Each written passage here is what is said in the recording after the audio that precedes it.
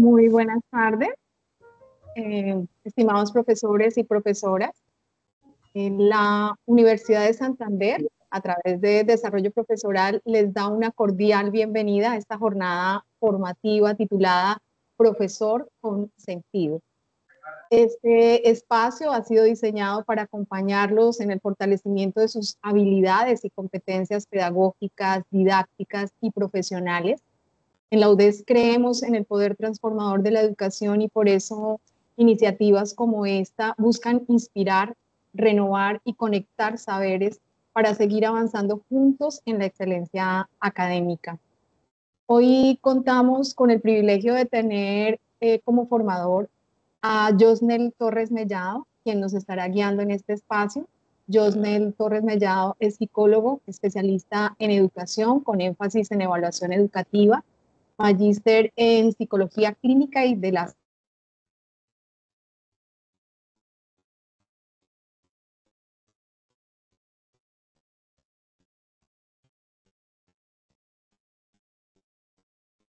Se perdió el audio.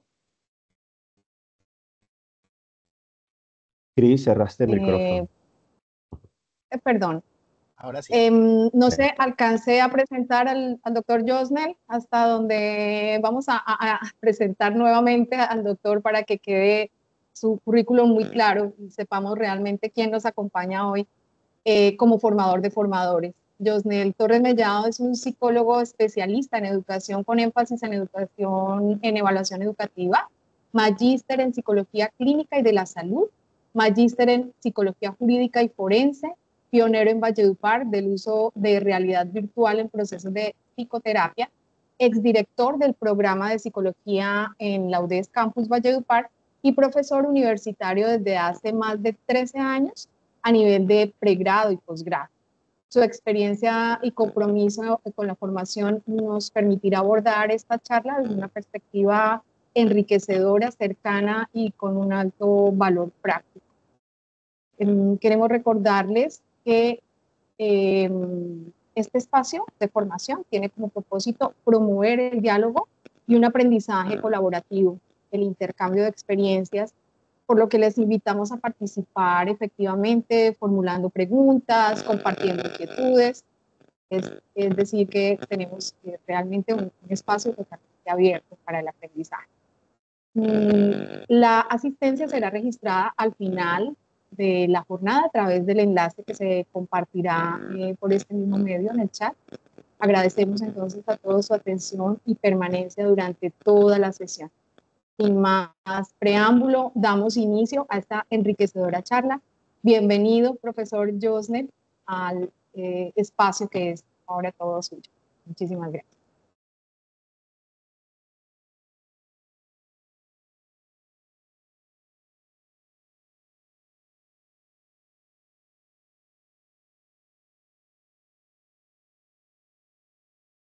Bueno, muy buenas tardes para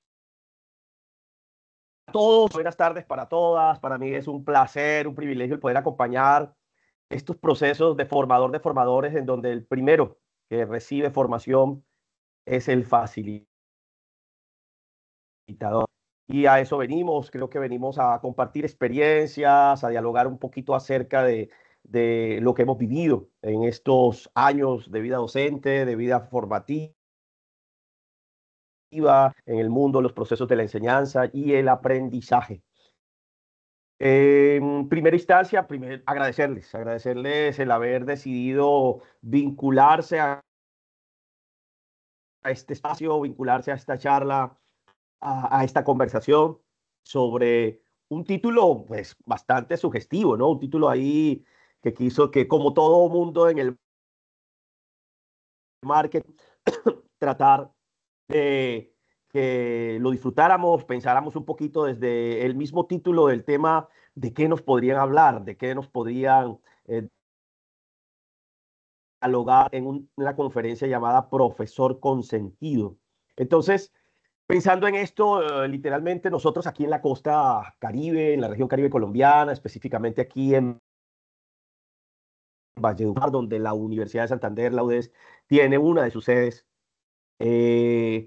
cuando hablamos de una persona consentida, de un niño consentido, de un hombre, una mujer sentido, también nos referimos usamos una palabra coloquial, una expresión también muy sentida, y es una persona pechichona. Pechichón o pechichona en la costa Caribe es que disfruta los mismos, que se deja querer, que se deja amar, que se deja consentir, que se deja apapachar o apechichar, como decimos nosotros acá en la costa, que de alguna manera u otra sus relaciones con las demás personas está basada en el afecto, en el amor, en el cariño, y que disfruta ante todo que le profesen ese.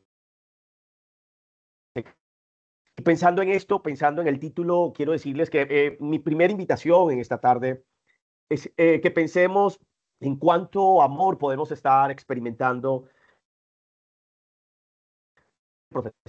en cuánto amor propio podemos estar experimentando al haber elegido esta vocación, porque quizás más que una profesión, es una vocación el poder ser docentes, el poder ser profesores. Y pensando en esto, este tema nace precisamente de la necesidad de que usted tenga un tiempo para usted. Este tiempo es para ti. Hay un autor de la psicología, de la filosofía, uno de los primeros hombres que habló del existencialismo, a quien me ha gustado leer, la verdad, muchísimo. Es un filósofo, nació en 1913. Luego un autor, Carl Rogers, que también me ha gustado mucho leerlo, hablaba y se refería de él como si fuera un amigo, pese a que tenían más de 100 años de diferencia en el tiempo. Y que hoy, 200 años después, muchas de las cosas que dijo este autor o este personaje siguen siendo vigentes y siguen estando vigentes en el mundo de la ciencia, en el mundo del existencialismo, la fenomenología y algunas de las cosas que he logrado básicamente estudiar y transmitir en todos estos tiempos de formación universitaria. Me estoy específicamente a Soren Kierkegaard. Kierkegaard él mismo se reconoce más como un cristiano que como un filósofo. Y dentro de las cosas que Kierkegaard planteaba, hay una que llamaba o que me llama profundamente la atención, y es que Kierkegaard dice, o decía, o dijo hace más de 200 años, quizás en un tono muy profético, en un tono muy lo que podría suceder, que el siglo XXI, el siglo en donde estamos en la actualidad, sería el siglo del afán y el siglo de la desesperación. Interesante cómo esa frase, dicha y expresada por Soren Kierkegaard hace más de 200 años, hoy tiene una relevancia total y que se puede comprobar, que se puede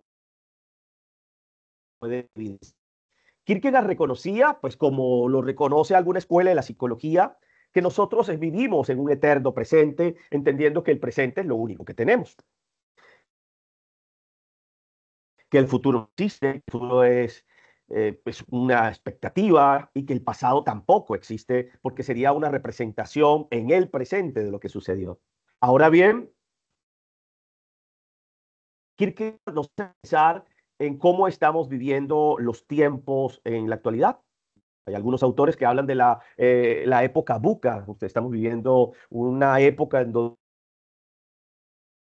todo es volátil, todo es ambiguo, todo es confuso, todo es acelerado. Y en ese sentido, quiero que pensemos y que nos detengamos un instante hoy, aquí, en este espacio. O sea, unos 50, 110 minutos quizás en este espacio, ¿vale? Pero quiero que nos detengamos, que nos tomemos un tiempo para nosotros y que los primeros a los que contemos y los primeros en que pensemos en esta tarde sea en nosotros. Piensen usted, hoy tenemos permiso para ser egoísta. Uno de los grandes filósofos en la época griega decía que el amor es un egoísmo entre dos. Y creo que hay momentos para detenerse, hay momentos para pensar en uno mismo y creo que esto puede ser uno de esos momentos. Les invito entonces a que apaguen ese piloto automático en el que nosotros estamos, en que dejemos el afán, dejemos la premura, y nos dediquemos un poco de tiempo. Estamos empezando el semestre, qué bueno que este espacio se hizo así. Cuando avance el semestre, pues las cosas se complican más, parciales, entrega de notas, carpetas, etcétera. Pero vamos al espacio del último jueves del mes de agosto para nosotros. Detente, apaga el piloto automático. Kierkegaard decía que nosotros vivimos muy desesperados y, casi que una radiografía de la sociedad. Nosotros estamos desayunando y estamos pensando en qué vamos a almorzar. Estamos preocupados en qué vamos a almorzar. Hay una pregunta que suelo hacerle a mis consultantes en el mundo de la consulta psicoterapéutica, y es, esta mañana que te bañaste, ¿cuál fue la primera parte de tu cuerpo que te mojaste? Y pregunto esto porque es que es muy fácil desconectarnos de nosotros mismos. Y muchas veces una desconexión de nuestro propio presente. Y hoy día creo que muchos de los que están en la sala han escuchado hablar del mindfulness, una técnica en el mundo de la tercera generación y las terapias cognitivos conductuales actuales, que nos llevan a pensar en que se le debe dar prelación a lo único que tenemos, que es el presente. Y mindfulness puede ser traducido como el mundo de la conciencia plena. Cómo vivir en estados conscientes, a plenitud, disfrutando lo que tenemos. Muchos de nosotros almorzamos y alguien es capaz de preguntarnos qué tal, y a veces no tuvimos la oportunidad de catar sabores, de disfrutar los sabores que había en nuestra comida, porque vivimos en medio del afán, de la inquietud interior, vivimos la hiperactividad, vivimos en un mundo que nos está cada día más impulsando eso. Y esto, indudablemente, la sociedad lo ha venido reforzando. Por algo aparecieron las comidas rápidas, ¿cierto? Por algo aparecieron cada día hay una tendencia a hacer las cosas más rápido. Yo le he logrado transmitir a algunos colegas de la psicología, a algunos estudiantes de la psicología, que hoy día hay programas de psicología que se hacen en 3 años. Y tenemos colegas de 19 años, donde hay programas en donde no hay vacaciones, en donde se estudia 3 semestres al año, 3 semestres de 4 meses cada uno, y la carrera se termina en 3 años. Hay una tendencia también en el mundo de la formación que nos invita a pensar en la reducción de semestres para cursar el estudio, por ejemplo. Entonces, creo que llegó un tiempo para detenernos. Yo creo que hay algo, personita, no sé si de pronto alguien de desarrollo académico los podría cerrar. No, vale, gracias. Eh, entonces, es un tiempo para nosotros. Quiero que pensemos, esto es un tiempo para nosotros, para detenernos, para sentir, para vivir, para soñar, para conectarnos con nosotros mismos, para reconectarnos con nosotros mismos. Y esa es mi primera invitación. Este no es un momento para pensar en el profe que no está, o en ay, que mi quiero que veo así hubiera estado en este espacio. No, eres tú. Somos tú y yo hablando de lo que sucede en la vida, de lo que pasa en la cotidianidad. Y cuando uno habla de un profesor pechichón, de un profesor consentido, habla de un profesor que es creativo, que desarrolla a plenitud su creatividad. Habla de un profesor que es capaz de desarrollar su liderazgo, porque no solamente se es líder en escenarios que lo ameritan, sino que se es líder también con la propia vida, se es líder con la familia, se es en los espacios. Pero también hablamos de un profesor con sentido cuando el profesor es revolucionario, cuando el profesor plantea cosas innovadoras, novedosas, el profesor trata de marcar la diferencia con lo que es, con lo que hace, cuando el profesor también habla de cosas que con frecuencia quizás no se hablan. Pero también un profesor con sentido, profesor que además de que es creativo, líder, revolucionario, también es diferente, es divergente. Creo que el discurso de la diferencia es un discurso que todos los días tenemos que aprender a abrazar. Si los dedos de nuestra mano pues, son diferentes, imagínense los seres humanos. Y pensar en nuestros estudiantes, pensar en nuestros también nos hace a nosotros de alguna manera u otra reconocer que hay situaciones para ver, que hay situaciones para reconocer la diversidad, para hacer diferencias. Somos diferentes. Hay profes más risueños que otros, hay profes más tímidos, hay profes más cariñosos, hay profes lo que uno mal llama secos, hay profes más gruñones, hay profes más exigentes que otros, hay profes más laxos, hay profes que les dan regalo el Día de la Madre y no el Día del Padre a los varones, hay profes en su manera de tratar, en su manera de relacionarse con los... Y esa diferencia, de alguna manera u otra, pues tiende a complementarnos y tiende a enriquecer precisamente los discursos en el mundo académico. Qué tristeza, por ahí dice Freud en alguno de sus textos que si todo el mundo estuviera de acuerdo en las ideas, él aseguraba que alguna de las dos, tanto, decía Freud. Pero también hay algo del profesor consentido de la UDES, también hay algo del profesor pechichón de la UDES, y es que es un profesor que ama. Yo quiero invitarlos a que nos reconectemos con quizás aquello que hemos perdido, con aquello que quizás hemos dejado a un lado, con aquello que quizás hemos sido aletargado, hemos dejado enfriar, hemos dejado de sentir la pasión que sentíamos anteriormente. El profesor consentido, el profesor Pechichón de la UDES, es un profesor que sabe amar, porque sabe que el amor es el motor del mundo, porque sabe que el amor se traduce en hechos, porque sabe que el amor es porque el amor es capaz de sanar el estrés, porque el amor es capaz de darle sentido a la vida, porque el amor es capaz de darle felicidad y renovar el concepto de la felicidad quizás también, entender que quien ama siempre tendrá una razón y un motivo para seguir en esta lucha diaria o obtener nuevas esperanzas y obtener unos nuevos sueños para seguir en este camino. Quiero pedirles algo con esta imagen. Quiero que abran sus cámaras. El que pueda abrirla, por favor. Vamos a usar la cámara de nuestro teléfono o del computador donde usted está. Quiero pedirles eso, con todo el respeto.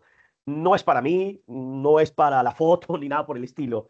Le voy a pedir que abra su cámara y que la use como un espejo. Solo es úsela como un espejo para verse usted. Y vamos a tomarnos unos 15, 20 segundos, unos 30 segunditos en donde, por favor, usted se mire los ojos. Usted se detenga para mirarse a los ojos. Abre tu cámara y mírate. No me veas a mí, ¿vale? Mírate a ti. Usa tu cámara o la cámara de tu computador en donde estás hoy conectado, úsala como un espejo. Y hazle zoom quizás a esa cámara ahí en pantalla. Quiero que ustedes ahí donde están se pregunten, ¿qué están viendo? ¿Qué ves? ¿Qué cosas han cambiado de ti? Quiero que te respondas en el interior de tu alma, en tu fuero interno. ¿Qué sientes? ¿Hay algo que te está pasando en este momento? A nivel familiar, a nivel personal, a nivel emocional, a nivel sexual, a nivel económico, a nivel laboral quizás, a nivel académico. ¿Qué está pasando? ¿Cuáles son los problemas? ¿Cuál es el ruido interior que tienes hoy? Y quiero que pienses en dos frases que le dirías a tu mejor amigo si estuviera pasando lo mismo que tú estás viviendo. ¿Qué le dirías a tu amigo, a tu mejor amigo, a tu mejor amiga, si estuviera pasando por lo mismo que tú estás pasando en este momento? ¿Qué le dirías? Quiero que tengas esas frases ahí en memoria.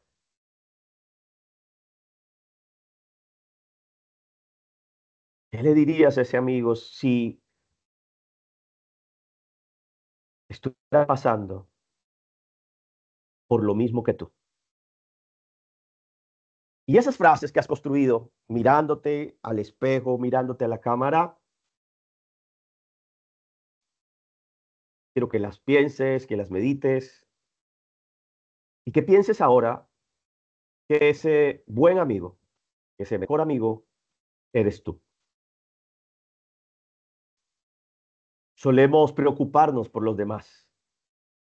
Solemos querer ganar batallas exteriores cuando quizás no hemos ganado nuestras batallas internas. Jung, en una de sus frases célebres de la psicología, decía que muchas veces se hace irrespetuoso el psicólogo aquel que quiere tocar el alma humana y no ha tocado la suya propia. Y en unas frases muy teológicas y cristianas, hemos querido sacar la paja del ojo ajeno cuando todavía con la de nosotros hemos podido. Por eso este tiempo, vuelvo a insistir, es para ti. Hay un pasaje en el libro de Romanos, en el capítulo 13, en el versículo 2, en una de esos, la Sagrada Escritura, que dice lo siguiente: basado en el privilegio y la autoridad que Dios me ha dado, le advierto a cada uno de ustedes lo siguiente: ninguno se crea mejor de lo que realmente es.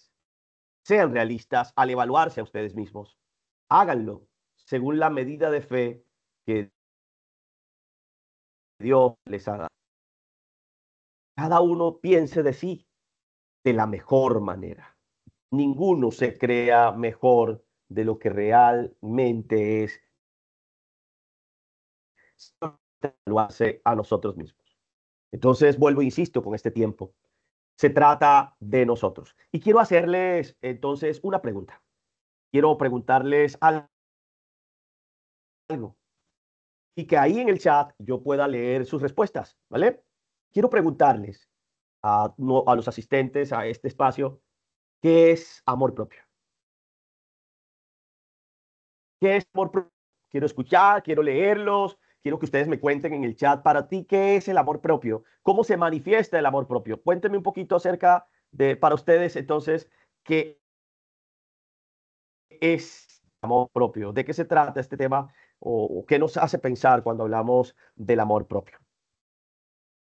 Y bueno, voy a empezar a leerlos, voy a tratar de, de leerlos. Alguien nos dice aceptarme como soy. Muy bien, gracias. ¿Qué es amor propio? Dice, es reconocerme, es aceptarme como soy, valorarnos, priorizarnos en medio de tantas adversidades, permitirme equivocarme, pero aprender de los errores. Es quererme como soy con mis defectos y virtudes.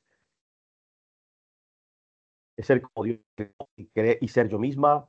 Es aceptarse como es uno con sus pros y sus contras. Es valorarme en sus defectos, en mis defectos, cualidades. Amarme tal cual como soy. Reconocer mi valor. Aceptar en función de hacer el deber ser. Amor propio es autocuidarme. Interesante. Amor propio es cuidarme tanto en lo físico como en lo emocional y tener presente que esta es la prioridad, amar lo que soy ahora, pero también impulsarme a crecer y tratarme con paciencia en el proceso. Tener autoestima, reconocer quién soy, lo que acepto en mi vida, es respetar. Propio es la valoración, es el respeto y la aceptación que una persona tiene hacia sí misma. Amor propio es confianza en sí misma, es valorarme, es respetarme, es reconocerme valiosa y perfectible, es desarrollar límites sanos. Muy bien. ¿Cómo se manifiesta ese amor propio? ¿Creen ustedes que se manifiesta? Es tener una realidad autocrítica de mis actos dentro de mi concepto de lo moral y lo ético. Amarme tal como soy y aceptar los demás tal cual como son. Aceptarme como valores y defectos. Qué riqueza. Todo lo que ustedes nos están contando, todo lo que ustedes nos están mostrando en esta tarde. Pensando en esto, pues quiero hablarles de algo que va muy de la mano de este mundo de lo emocional. Y es precisamente hablar de nuestra vida emocional, nuestras emociones, la vida en el marco de las emociones. Todos nosotros hemos escuchado hablar de la inteligencia emocional, todos nosotros hemos escuchado hablar de la importancia de cuidar nuestras emociones, todos nosotros hemos escuchado hablar de... ¿Sí? Todos nosotros hemos escuchado hablar de ellas, de nuestras emociones. Quiero que entonces hablemos un poquito de esto, de las emociones. ¿Qué es una emoción? Una emoción literalmente subjetiva al mundo de experiencias que se pueden estar asociados a los cambios fisiológicos y conductuales que nosotros tenemos. Hace muchos años en la neurociencia se creía que las emociones estaban relacionadas exclusivamente al sistema límbico, se relacionaban al sistema límbico como tal. Pero también tenemos que pensar, ¿sí?, que las emociones hoy día han tenido un proceso investigativo grandísimo. Hoy se ha investigado mucho acerca de las emociones. Y en ese sentido, ya no solamente tenemos que pensar que el sistema límbico es esa parte del cerebro, esa zona del cerebro en donde se relaciona todo a la emoción, como antes estaba aplazándose. Hoy día hay investigaciones que demuestran que casi que podemos hablar de un quinto lóbulo cerebral llamado la ínsula. Y la ínsula es una estructura de la corteza cerebral que está situada precisamente ahí en la cisura de Silvio, en el punto en donde confluyen el lóbulo temporal, el lóbulo parietal y el lóbulo frontal, y que está siendo limitada en zonas en particular.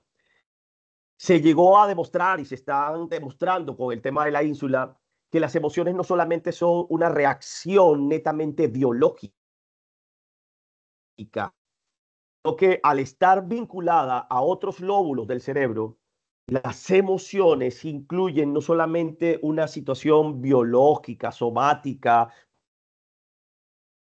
como es el mundo de los neurotransmisores y todo lo que conocemos acerca de la biología de la conducta, o la neurobiología de la conducta, o psicofisiología de la conducta, sino que también las emociones tienen una parte asociada al neocórtex, es decir, a la parte de nuestro pensamiento. Y que si hay pensamiento en el mundo de las emociones, tenemos que reconocer que también hay singularidad, hay subjetividad.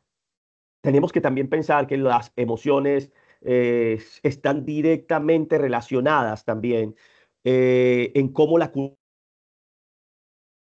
influye en ella. Porque sabemos que todos los que estamos aquí venimos de un hogar y sabemos también, por grandes estudios que se han realizado, que nuestra familia, nuestro hogar, el lugar en donde nos levantamos, ha intentado educar nuestras emociones. Y de eso vamos a hablar un poco para ello. ¿Cuál es el objetivo? ¿Para qué sirven las emociones? Las emociones en primera instancia sirven para comunicar nuestras necesidades.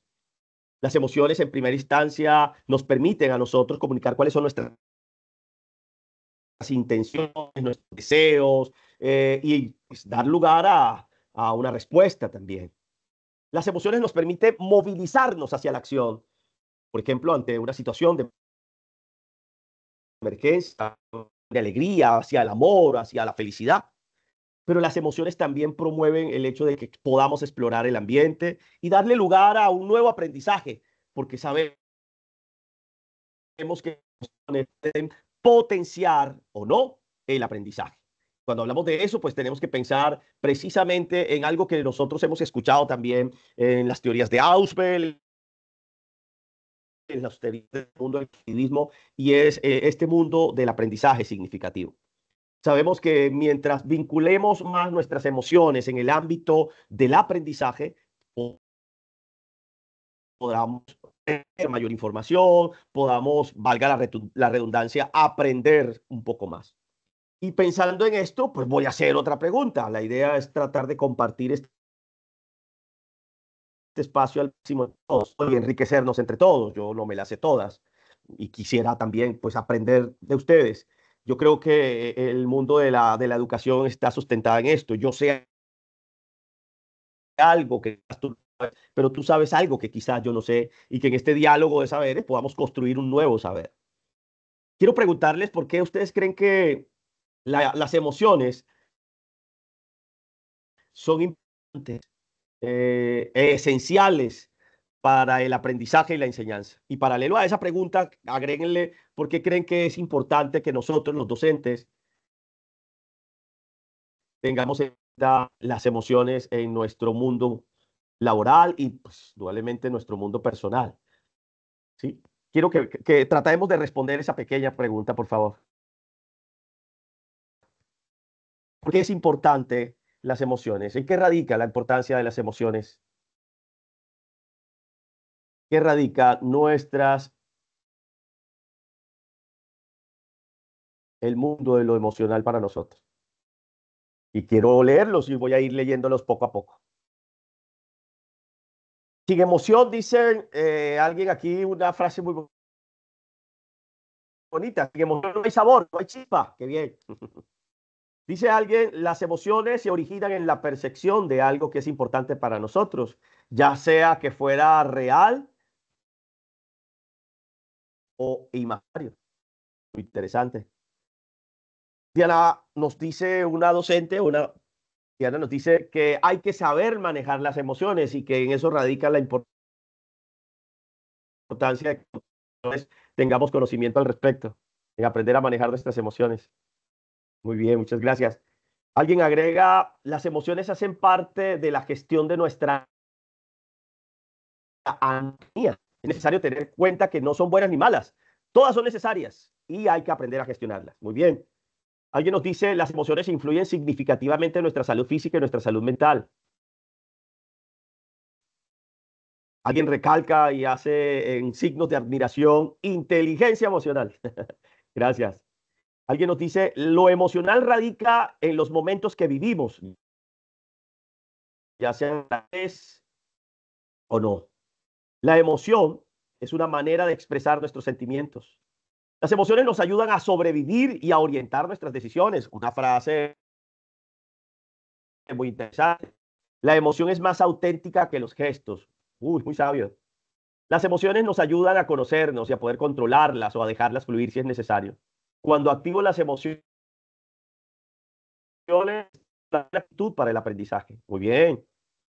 Puede ayudar a ver las oportunidades desde otro punto de vista o perspectiva. Las emociones nos permiten comprender nuestro entorno.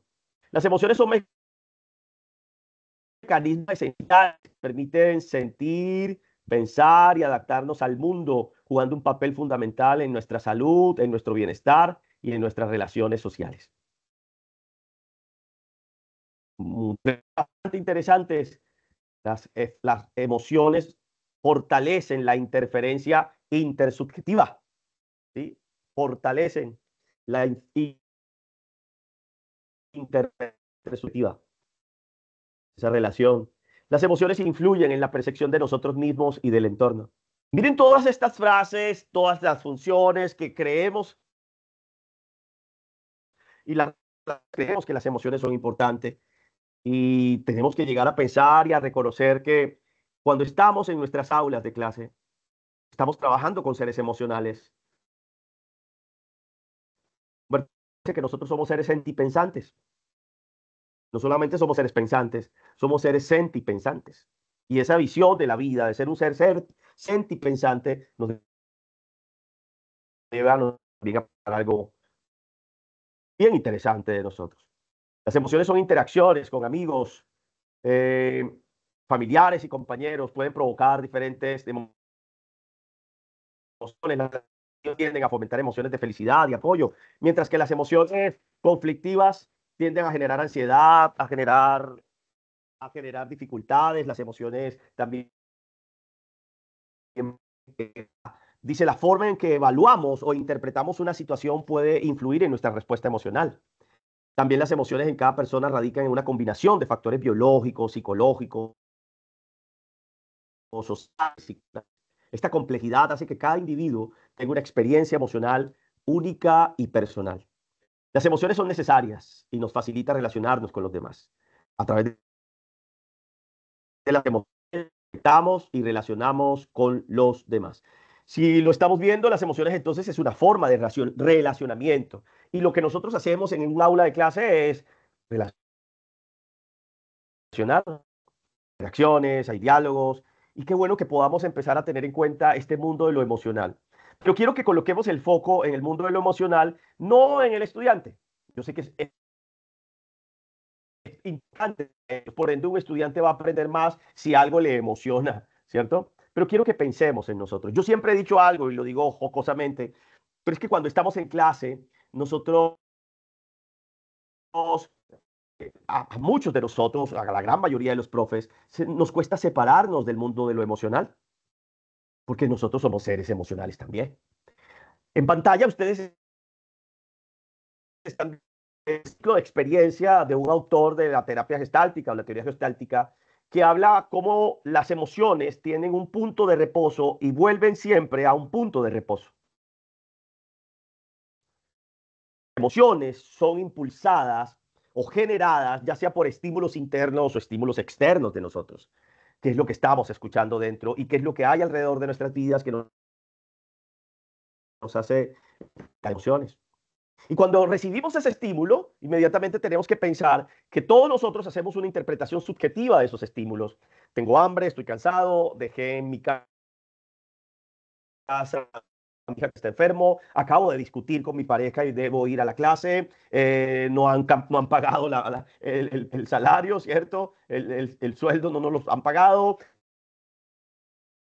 Eh, con asuntos pendientes a nivel económico, acabo de experimentar un susto ahora que venía llegando a la universidad o al lugar del trabajo y empezamos a hacer todo un mundo de las valoraciones y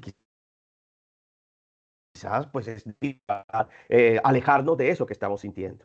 En ese sentido, las emociones tienen un componente neurofisiológico, alguien lo decía en lo que escribió ahorita, tiene un componente mental, un componente cognitivo, también tiene un componente conductual y comportamental, que es el que nos impulsa a resolver de manera homeostática lo que ya valoramos de manera interpretativa y subjetiva. Lo que nos lleva a predisponernos para actuar y dirigirnos. Y entonces la pregunta o lo que uno empieza a reflexionar es, ¿cuál es la evaluación de las acciones? Porque si nos damos cuenta, mucho de lo que estamos aquí, componentes neurofisiológicos, componentes cognitivos, no se pueden tasar, no se pueden medir, pero sí podemos tasar y medir lo que podemos observar a través de la conducta. Y de lo comportamental y conductual. Y esto nos predispone a actuar. ¿Cómo estamos actuando? Cuando tenemos un estímulo, ya sea interno o externo, y valoramos esa intersubjetividad, ¿cómo estamos entonces accionando en nuestras áreas de clase? ¿Cómo le estamos respondiendo a nuestros estudiantes? ¿Cómo nos estamos aprendiendo a escuchar? ¿Qué está pasando por nuestro fuero interno, por nuestro cuerpo en general? Quiero presentarles una teoría de un autor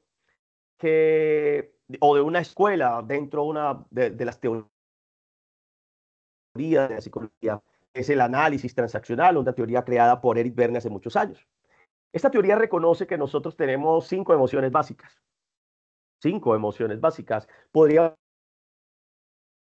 hablar de las emociones, hay unas cuantas docenas de teorías explicativas acerca de las emociones. Pero quiero traerles esta, que las emociones, según este autor, están clasificadas en emociones auténticas y emociones falsas, o también conocidas en esta teoría como raquex o rebusques. En esta teoría se reconoce que nosotros tenemos 5 y solo 5 emociones auténticas. Ellas son el miedo, la tristeza, el amor, el afecto y la alegría. 5 emociones básicas. Tres que podríamos llamar positivas, aunque alguien decía, y lo dijo muy bien, no hay emociones buenas ni malas, todas son necesarias. El miedo es necesario, la tristeza es necesaria, nos habla de que hemos perdido algo y hay que aprender a tener conciencia de esa pérdida a través precisamente de la tristeza. El miedo nos cuenta, nos lleva a protegernos. Yo no creo que ninguno de nosotros cuando veamos un perro que nos está ladrando o nos está gruñendo, pues le vamos a colocar la mano en la boca, ¿no? Nos genera miedo y por ende el miedo nos lleva a preservar la vida. Eh, la alegría indudablemente nos lleva a nosotros a manifestar que hay algo dentro de nosotros que nos hace estar tranquilos, que nos hace reconocer un alcance, un logro, o el cumplimiento de una meta quizás, o el cumplimiento de un sueño como tal. Este autor, llamado Eric Berne, reconocía que los raquex difieren de las emociones auténticas. No tienen nada que ver, o bueno, tienen algo que ver con las emociones auténticas, porque lo que hacen los raquex es imitar o falsificar las emociones auténticas. Diferencia hay entonces entre una emoción auténtica y una emoción raquex o un rebusque, una emoción rebusque, una emoción falsa o una emoción parásito. Eric Berne reconocía que los esos rebusques son descalificaciones que nosotros hemos desarrollado con el paso de nuestra vida en el ciclo vital y que son distorsiones de la realidad que justifican realmente las malas praxis o los malos aprendizajes que hemos hecho de las emociones auténticas. Tienen un propósito los rebusques y enganchar a las personas, enganchar a nuestros espectadores, enganchar al otro, cuando hablo del otro es el otro en mayúscula, para que podamos nosotros seguir justificando ese rebusque, esa emoción falsa. Y sobre todo porque van a eternizar el diálogo interno no ok o el diálogo interno negativo de cada uno de nosotros. Las emociones rebusques son sustitutivas, son inadecuadas, son fomentadas muchas veces por nuestros cuidadores, no quiero decir padres, pero en este día tenemos una simbología bastante interesante y es por el ogro o la bruja que nos dio sus encantamientos. Y cuando hablo de ogro y bruja, pues me refiero a nuestros cuidadores, sin ánimo pues de herir susceptibilidades. Pero en el afán de nuestros padres de educar nuestras emociones o en el afán de nuestros cuidadores de enseñarnos a manejar nuestras emociones, nos enseñaron también a reemplazar las emociones auténticas, a ignorar las emociones auténticas y en algunos momentos hasta prohibir las manifestaciones de las emociones auténticas que son génitas, que nacieron con nosotros, que vienen como una carga en nuestro software interno, ¿cierto? Y que hace parte de la naturalidad, de la esencia del ser humano. Esto entonces tenemos que entender que las emociones sustitutivas o sustitutas o rebusques o raques, como lo he venido diciendo, las emociones parásitos o las emociones artificiales, están enmarcadas en un área de la personalidad que explica esta teoría como el niño que se tuvo que adaptar a las circunstancias que vivía en su entorno familiar. Todos nosotros tuvimos la necesidad de responderle al entorno en donde crecimos y nos desenvolvimos. Y entonces, también de manera jocosa, siempre es lo mismo haber sido criado con leche de pote a que te dieran con el pote. ¿Sí? Hay condiciones al interior del hogar y al interior de la familia que nos hacen tomar decisiones y más que decisiones de supervivencia, decisiones autolimitadoras que nos llevan a asumir una posición en la vida, una posición existencial quizás, pero que nos llevan a asumir, de concebir el mundo, de concebir la vida y de actuar en consecuencia a aquella lectura que estoy haciendo de mi entorno. A diferencia precisamente de las emociones auténticas. Del cómo se diferencia una emoción auténtica a una emoción sustituta, a un rebusque, a un raquex. Pues aquí hay una explicación interesante. Hay algunos criterios que nos permitirían a nosotros ver que las emociones pueden ser auténticas o pueden ser falsas. Primero, las emociones auténticas, y podemos darnos cuenta que la diferencia, la primera diferencia es que las emociones auténticas están adecuadas en calidad y duración. A ver, si son las 10 de la noche y tú todavía estás rabiando por algo que sucedió a las 10 de la mañana, dejó de ser una emoción auténtica, dejó de ser una emoción natural para pasar a ser rebusque. Y voy a tomarme el atrevimiento de devolverme a una lámina para que ustedes puedan visualizar algo interesante. Los estudios de las emociones han llegado a probar que las emociones duran entre segundos y minutos y luego pueden ser literalmente partir de un punto de reposo y terminar en un punto de reposo. Pasan por el reconocimiento de ellas, el darme cuenta de mis emociones, llegando a energetizar las emociones, a actuar en coherencia con aquello que sentí, que me di cuenta, que energicé, que empezar a entrar en contacto conmigo y con el entorno, porque les recuerdo que las emociones es una forma de relacionarnos y de conectarnos también en el entorno y con los demás. Para terminar, toda emoción en una meseta, en la falda de la meseta, en la falda en el borde de la montaña, en un estado de reposo otra vez. Una emoción crece, nace, se desarrolla, se expresa y muere. Así es el diseño de una emoción auténtica. Pero una emoción entonces adecuada en calidad, las emociones auténticas son calidosas, en lo que escribió. Las emociones auténticas tienen calidad, sabe uno que son genuinas, que son reales, que se pueden disfrutar porque se viven con intensidad. La emoción auténtica dura un tiempo prudente y perentorio, tiene un finiquito las emociones auténticas. Eh, si usted tiene un triunfo, pongamos, estás participando de un deporte, de voleibol, baloncesto, fútbol, no sé, haces un gol, un punto, una cesta, pues tú lo celebras con toda, levantas tus manos, gritas, wow, lo logré, soy feliz. Si una semana después, 15 días después, un mes después, todavía tú estás, perdonen la palabra, chicaneando y alardeando ¿te acuerdas de la cesta que hice hace 15 días? Del punto que logramos hace un mes, ¿te acuerdas del golazo que metí? Ya la cosa empieza a perder intensidad, calidad y duración. Otro criterio para definir entonces la diferencia entre una emoción auténtica y una emoción rebusque o parásito es lo que siente un observador ante la expresión de la emoción. Ojo con esta, porque aquí cuando una persona se ríe de verdad, a uno le da risa. Y uno dice, wow, esta persona sí se ríe sabroso, qué chévere que se esté riendo así. Pero también reconocemos cuando las lágrimas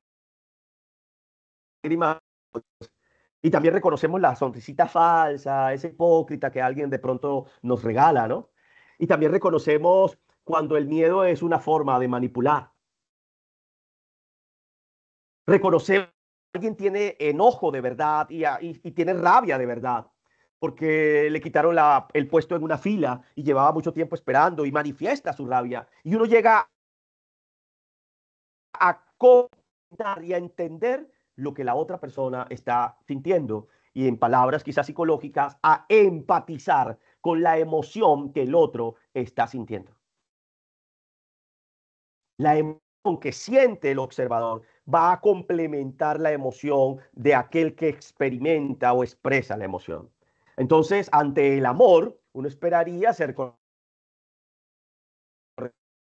ante un saludo, ante un beso, ¿cierto? Porque tienden a complementarse. Yo siempre he dicho, cuando alguien ama de verdad, eso se siente. Eso, eso se evidencia, el amor es una de las cosas que uno casi que no puede ni falsear, se siente, se vive, se manifiesta como tal. Pero ahora hay algo muy interesante y muy profundo que quiero darles, y es que otro criterio para diferenciar cuando hay una emoción auténtica de una emoción rebusque es precisamente pensar en qué ocurría en mi infancia cuando yo expresaba una emoción, cuando yo expresaba las emociones. ¿Qué pasaba cuando tú estabas feliz en la casa? Y aquí hay, sí, te voy a soltar como esos factos que uno suelta en las redes, pero ¿han escuchado, por ejemplo, la frase no te rías mucho porque eso es que vas a llorar? ¿Has escuchado la frase, por ejemplo, no te enamores porque el que se enamora pierde? ¿Cuántos de nosotros de pronto en nuestra infancia nos acercábamos a nuestros cuidadores con un abrazo, con un beso, y la respuesta de estos cuidadores era ¿y ahora qué quieres?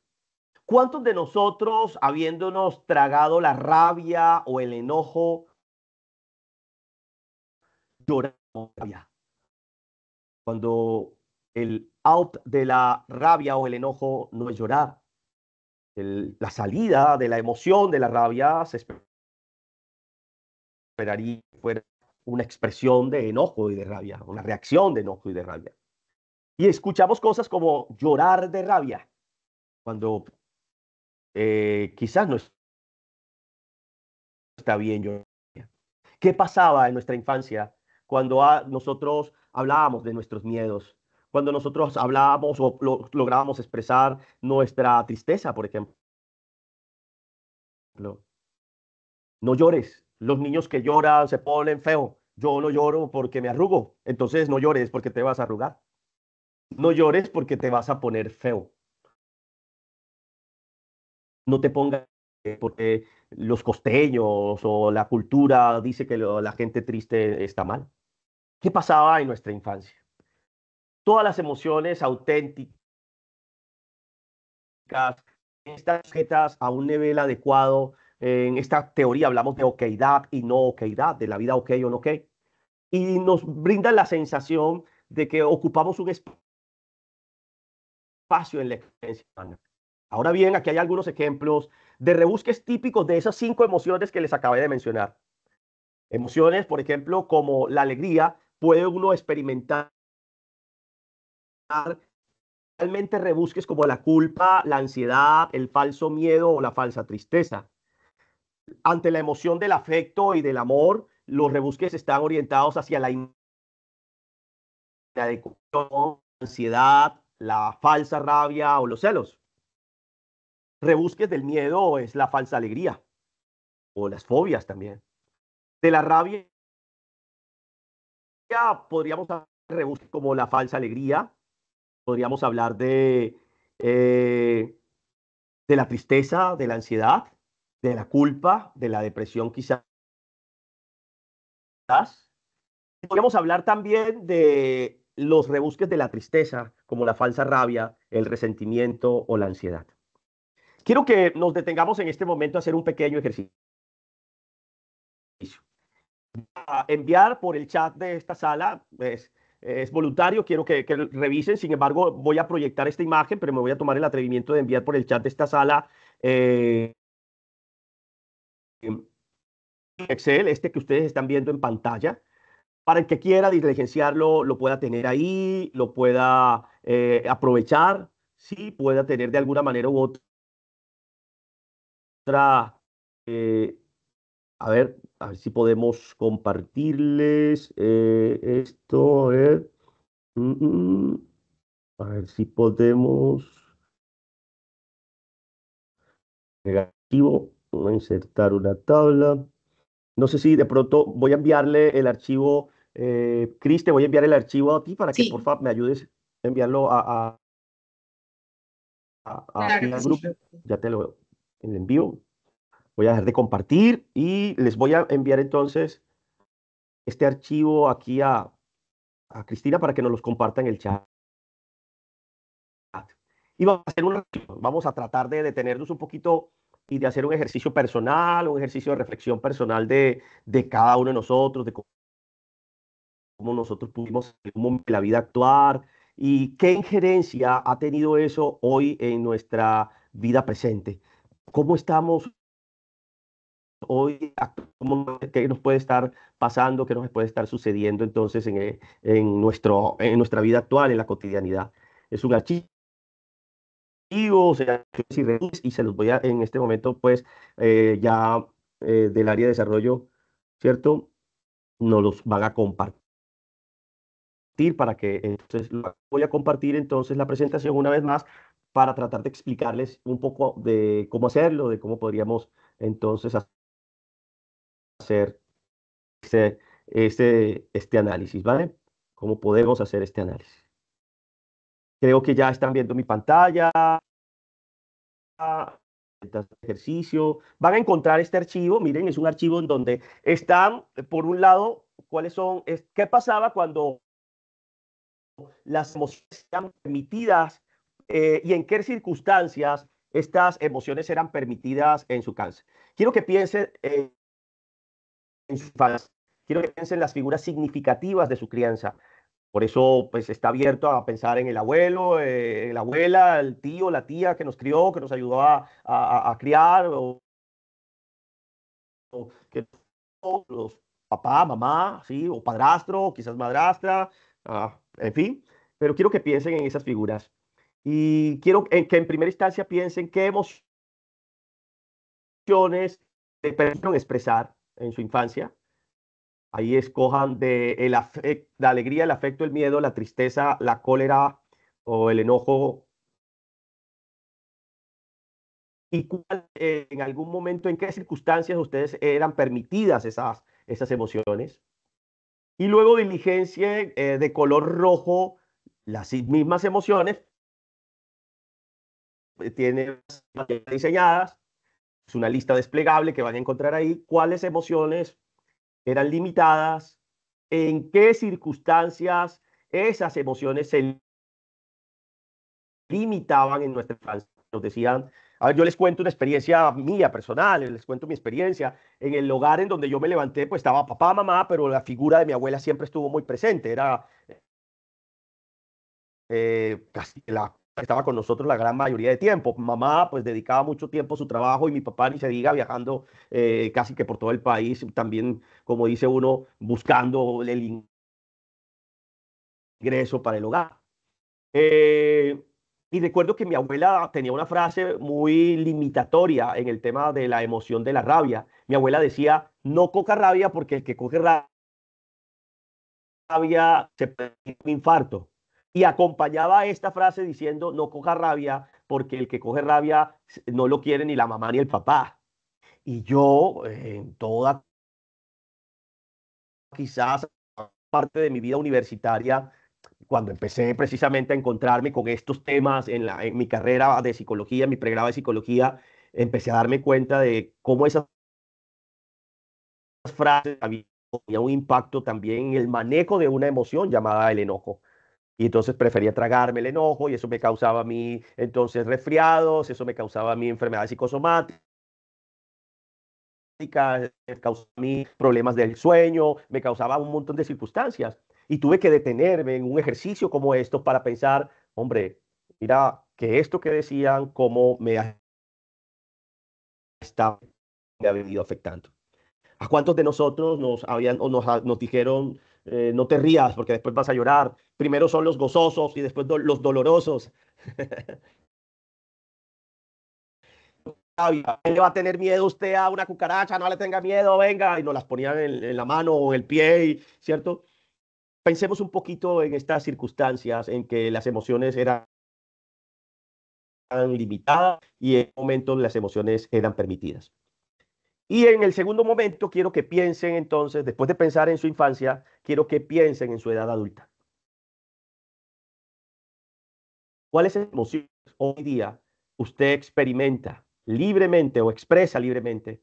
¿Y qué rebusques usted usa con más frecuencia en unos roles de la vida, en el rol de pareja, en el rol de familia, en el trabajo y en la vida social, las interacciones sociales? ¿Vale? Y bueno, en la parte amarilla, quiero que revisen si están experimentando esas emociones, con cuál de las emociones ustedes se relacionan más con cuánta frecuencia o cuál es la emoción que más aparece diariamente hoy en la edad adulta en su vida. Hay personas que se relacionan más con la tristeza, hay personas que se relacionan más con la alegría, pero también hay personas que se relacionan todos los días con el enojo. Y hay personas que se relacionan más quizás con el afecto, con el amor, tienen más relación con estas emociones. Es más, quiero decirles algo, las emociones son relacionales, hablan de nuestra forma de relacionarnos, ¿no? ¿Cuál de estas emociones nos relacionamos más? Y miren, pues, darse cuenta de con cuánta frecuencia usted experimenta una falsa alegría, un falso afecto, un falso miedo, falsa cólera o una falsa tristeza.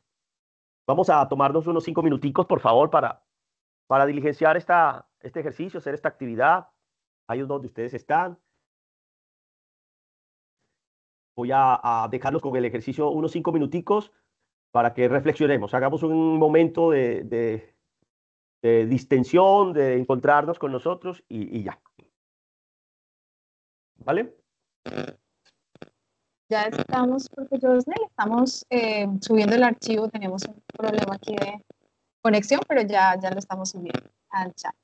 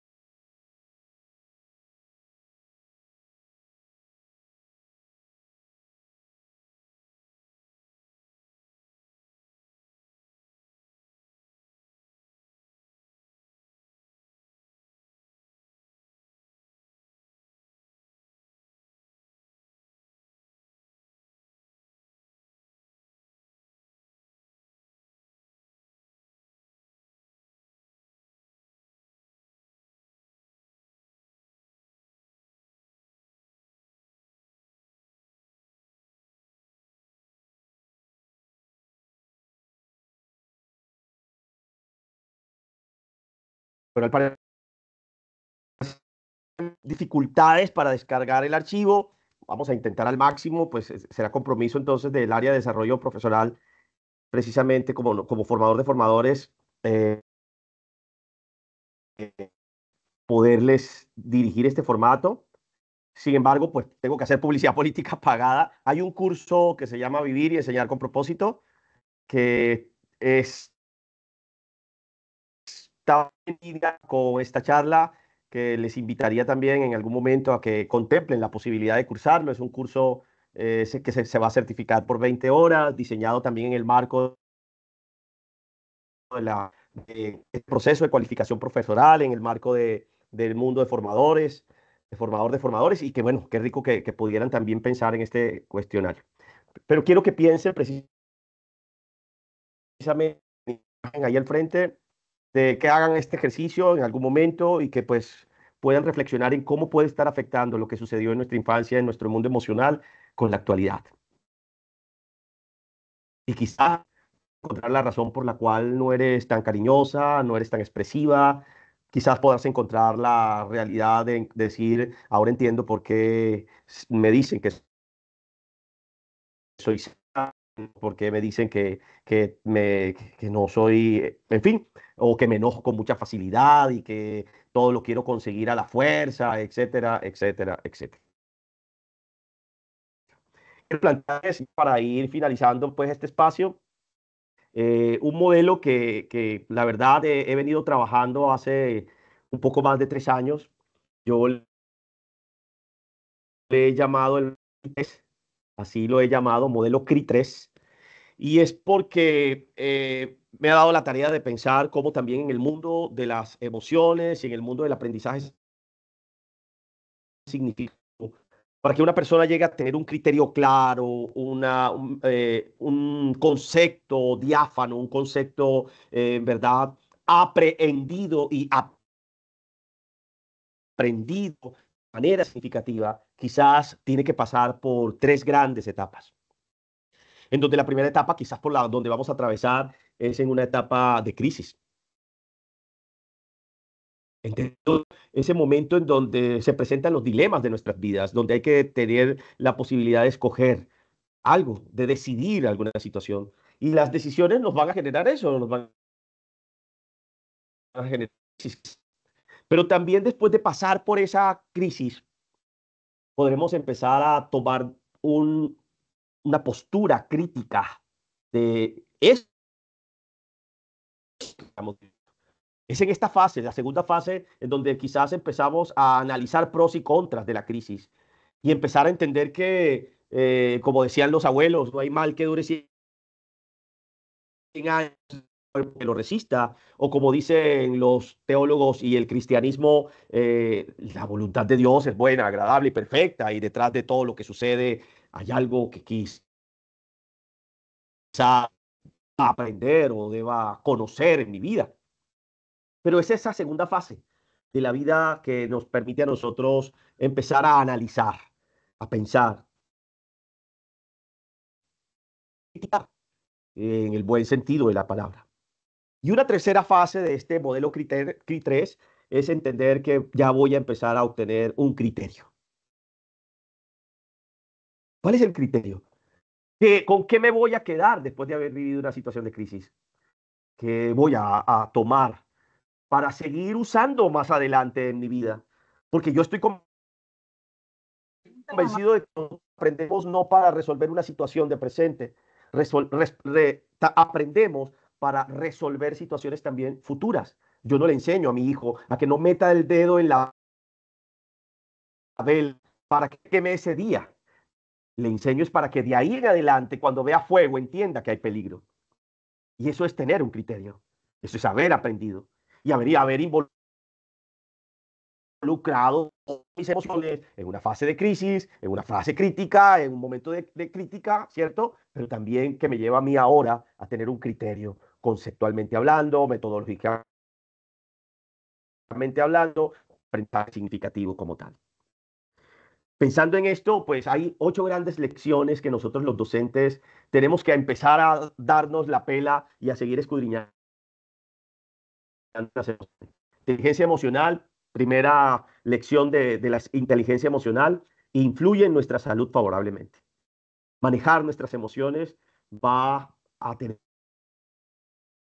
una repercusión en nuestra parte somática, en nuestro soma, en nuestro cuerpo.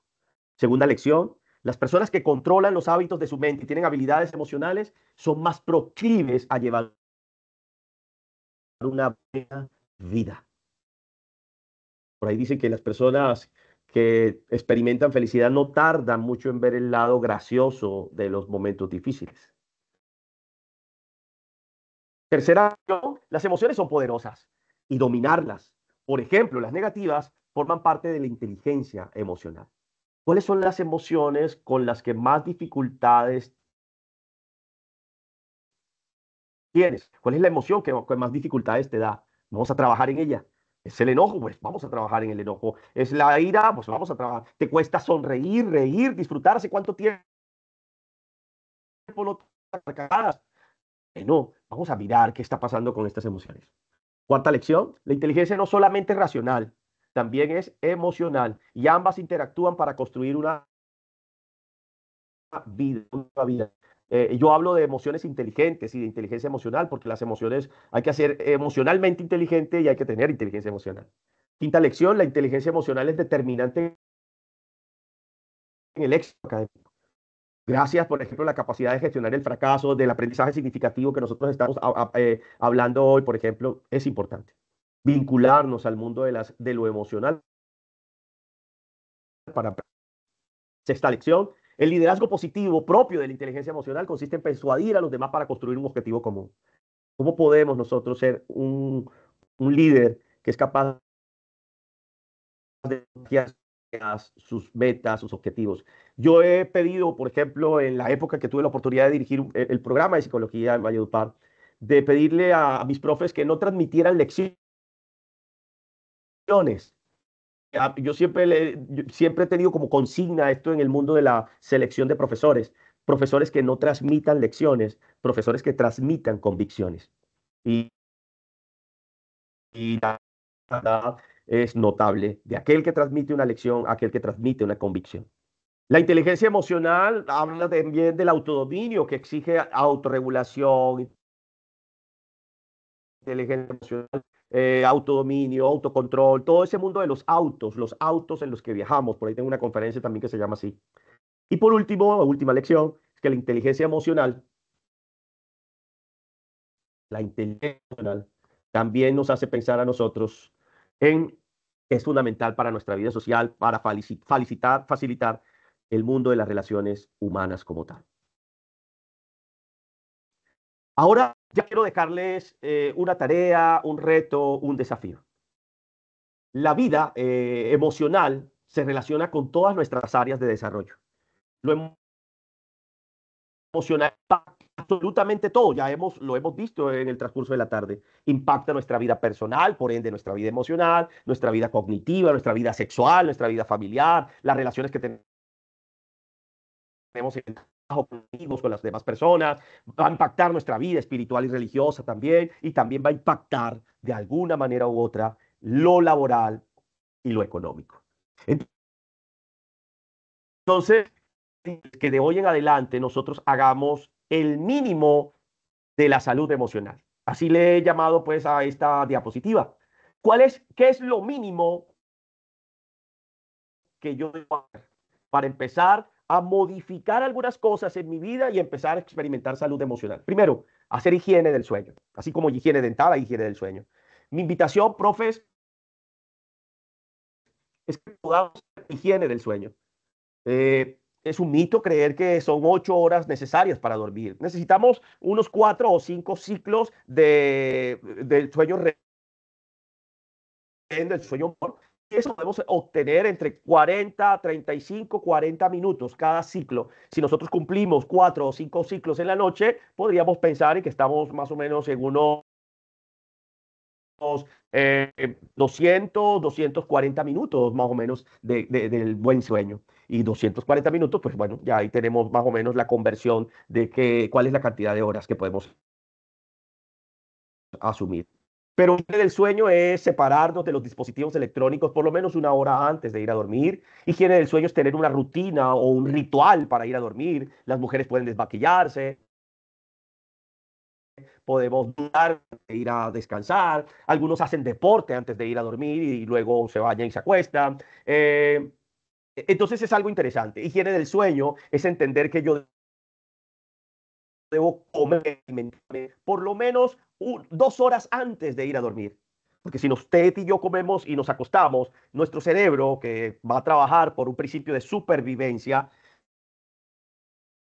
no va a saber a qué darle, bueno, sí va a saber a qué darle prioridad. Tendrá que decidir a qué le va a dar prioridad, si a dormir o a digerir los alimentos. ¿Y sabe qué va a hacer? Pues él prefiere digerir los alimentos. ¿Sabe por qué? Necesitamos energía. Pues suena curioso, uno dice, no, yo me voy a dormir para que no gastar energía. No, necesitamos energía para dormir. Y la energía, pues sabemos que la obtenemos de los alimentos. Entonces el cuerpo, el cerebro, lo que le da es prioridad a la comida y deja ahí en un segundo plano, en remojo, en modo hibernación al sueño. Y por eso no solo descansar. Eh, tengamos las condiciones locativas sanas para dormir, eso es higiene del sueño. Una buena cama, un buen colchón, las condiciones adecuadas para poder ir, para poder descansar, una buena ventilación, una buena ambientación decorativa. Estas son cosas necesarias a la hora de dormir también. Y si usted es de los que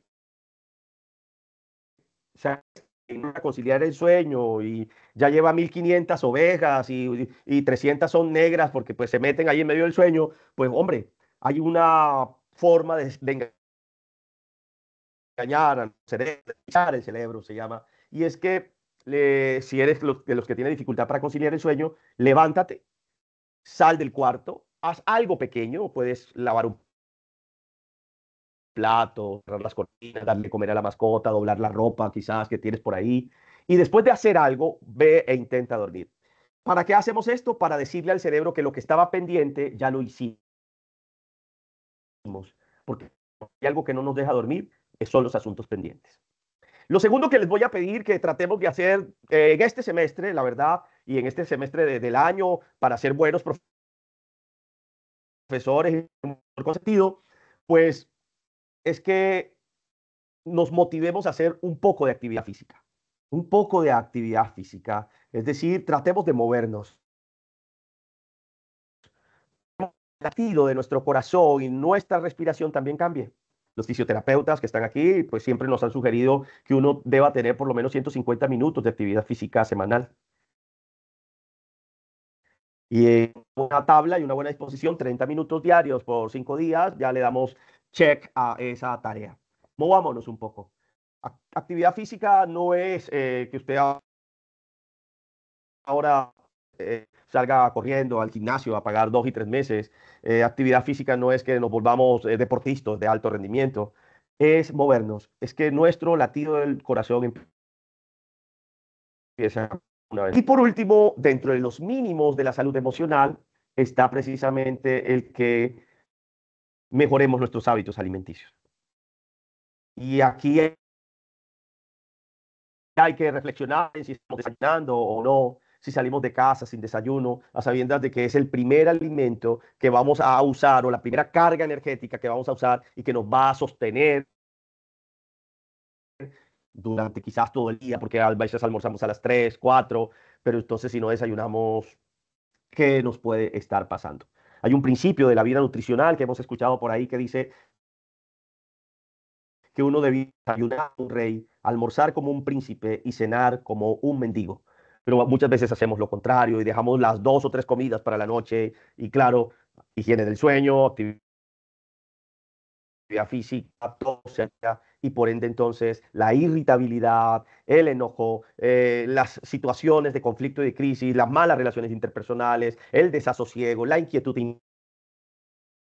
interior, la hiperactividad, el vivir con el piloto automático, el desconectarnos de nosotros mismos, el discutir, el celar, tantas cosas, los rebusques vuelven a aparecer con mucha fuerza.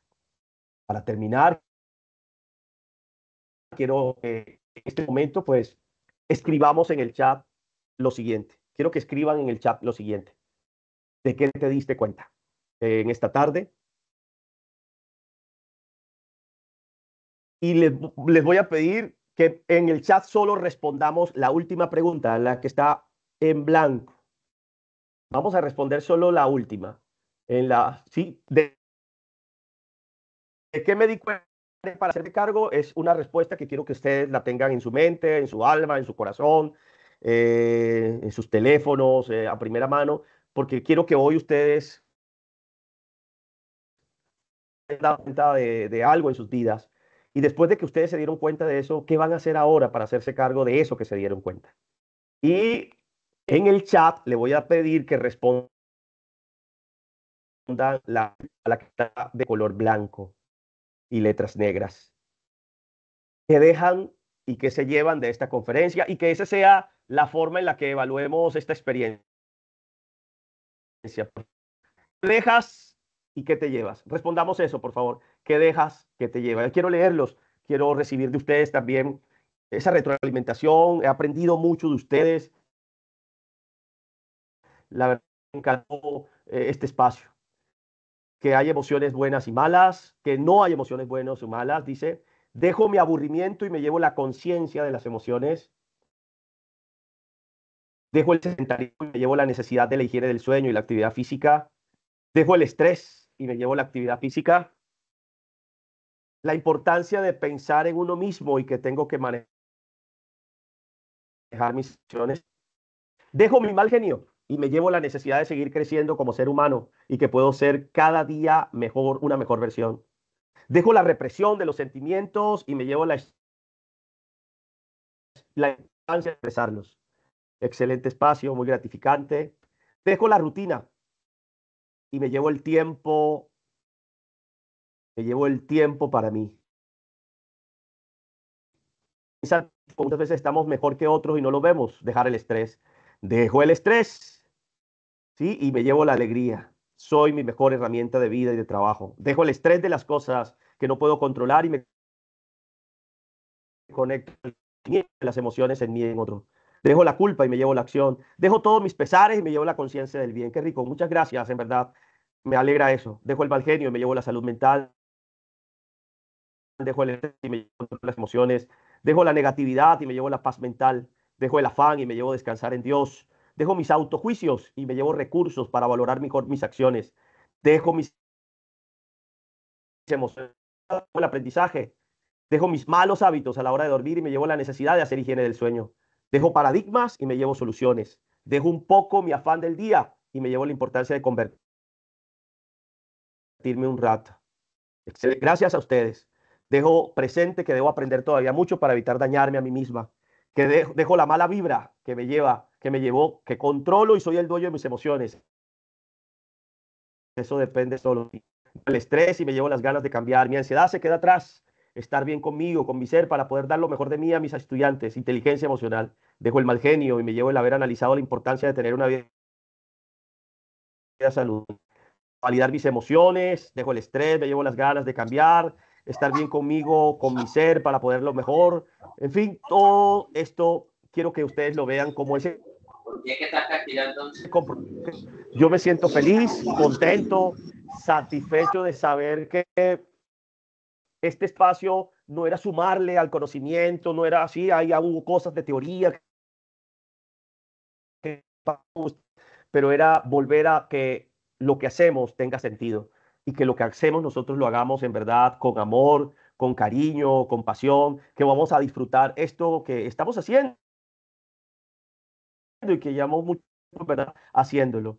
Gracias por conectarse, gracias por estar con nosotros, gracias por escoger este espacio en sus apretadas agendas, inscribirse a través de sus Galileo, hacer parte de este espacio de crecimiento personal. Está en el marco del desarrollo humano esta charla, no está en el marco de la pedagogía, de la didáctica, la investigación, no está en el marco de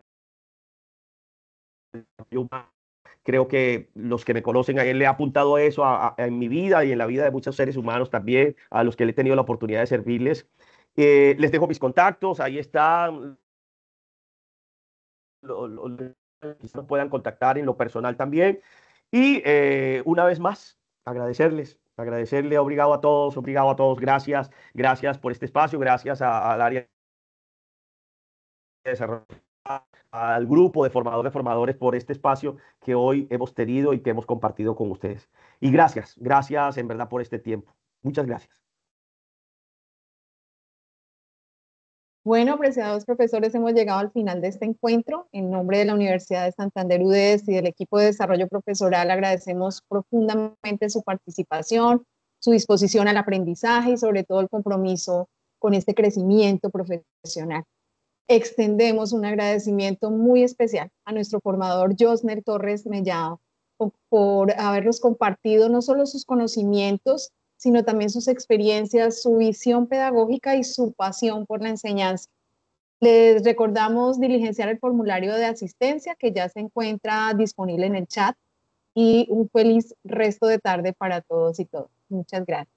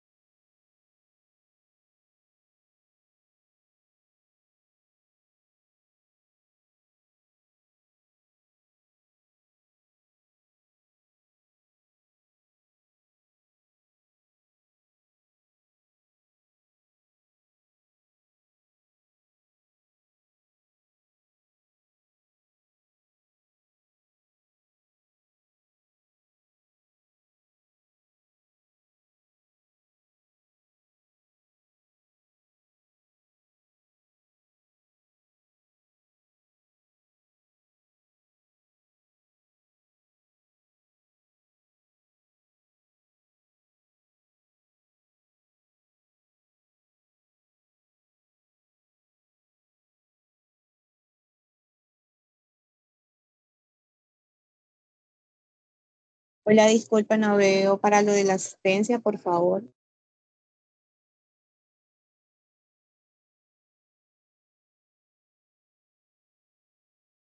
¿Me escuchan? Ya se ha publicado 3 veces en el chat de la reunión.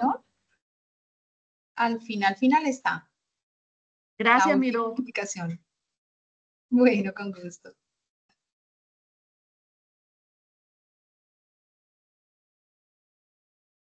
Muchas gracias.